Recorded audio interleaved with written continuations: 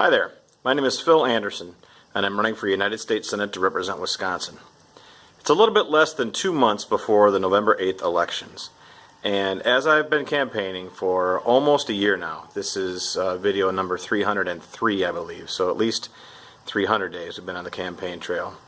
It's become easier and easier and more comfortable for me to speak the plain truth to people. Not that I was deceiving anyone before, but I think almost every politician goes through this process where you're trying to decide how much of what you believe you want to expose to the public in a very straightforward manner. There might be things that you believe that might not be easy for people to hear. So what most politicians do is they reframe their message or re-emphasize certain things in their message so that it's more palatable to the people that they're trying to get to vote for them, which is perfectly reasonable, I think. That's understandable. I mean, you're running for office because you want to win and because you want to represent all of your opinions once you're elected. So you take those things that are most favorable to the electorate, most palatable, emphasize those, and things that might not be as easily accepted by the electorate, you tend to de-emphasize those. But I've come to the point now, after 10 months or whatever it's been, that I'm becoming more and more comfortable with just saying the very, very plain truth. And been very gratified to see that once you boil things down to their very basic nature, basic principles about government and individuals, that people are ready for that and they're ready to accept it without too much qualifying, without too much cushioning things in flowery language, and without too much hiding of things. So I'll state it very plainly, then I'll be done for tonight. If you believe that rights reside with the individual and that we consent to be governed, which is the basic principle that formed this country and that forms a republic, that form of government, that rights reside with the individual, and that anything that the government does is a delegation of those rights from the individual to the government. So whether it's taxation or warfare, defense, buying things, building things, whatever it is, that those have to be done with your consent, and they can't go past what rights you have on your own, then there's certain truths that come forward from that. So for example, if I don't have the right to kill somebody, then neither does the government, because I can't have delegated them that right. If I don't have the right to take stuff from people, their property, their choices, their money, whatever that might be, if I don't have the right to do that, to take that from another person, then the government can't possibly have that right either.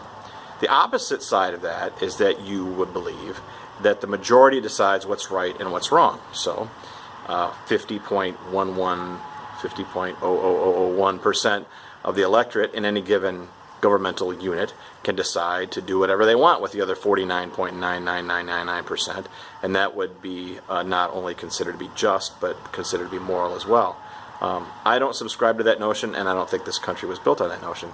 I subscribe to the idea that people, as I mentioned before, that rights come from the individual, that God, or whoever you believe in, the dignity of the evolution of the human species, whatever it is, that we exist as individuals and we delegate those rights out. So, if you agree with me, and I think most people have that idea, then the following things must be true.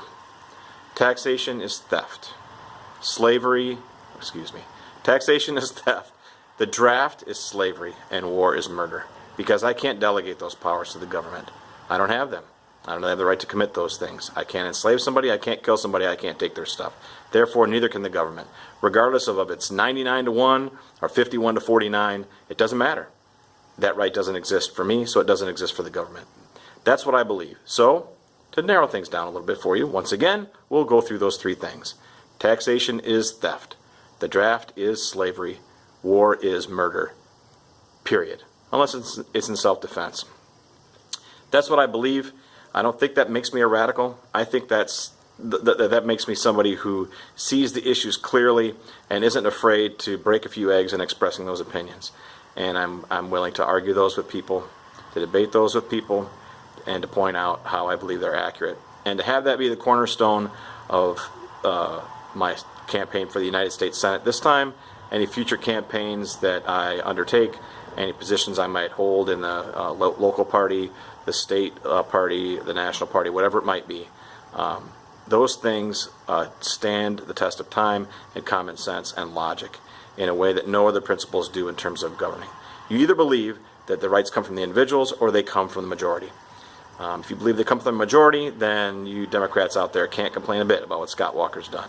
And you Republicans out there can't complain at all about what a Democratic Congress has done, or a Democrat. They're all Democrats in Congress pretty much. Republicans have failed miserably.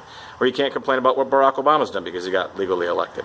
So, and whatever he does is right, and it's fine. Should be fine, because your president, your elected officials have that same right. They can decide what's right and what's wrong. I don't believe that. I think a lot of Americans don't believe that either. And if you agree with me, then you must agree that taxation is theft, the draft is slavery, and war is murder, except in self-defense. Thanks, and I'll talk to you again tomorrow.